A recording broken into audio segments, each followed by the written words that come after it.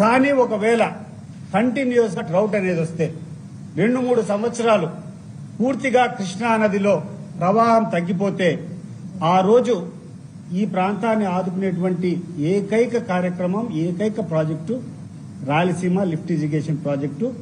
ఎందుకంటే 800 అడుగుల నీటి మట్టం లెవెల్లోనే తెలంగాణకు సంబంధించినటువంటి అనేక నీటిపారుదల ప్రాజెక్టులు ఈరోజు నిర్మాణమై ఉన్నాయి.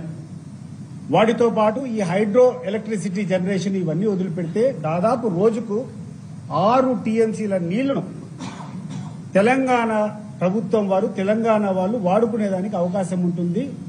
మన ప్రాంతంలో నుంచి 840 దాటేంత వరకు ఒక చుక్క నీళ్లు కూడా మనం వాడుకునేదానికి అవకాశం ఉండదు. కాబట్టి ఈ ప్రాజెక్టు యొక్క ప్రాముఖ్యత ఉంటుంది. ఈ రోజు కరువు పరిస్థితులు లేవు కాబట్టి, రాజశేఖర రెడ్డి గారు చేసేటువంటి ముందస్తు చర్యలు కాబట్టి, తీసుకున్నటువంటి చర్యల మూలంగా కాబట్టి ఎటువంటి ఇబ్బంది లేకుండా ఉంది.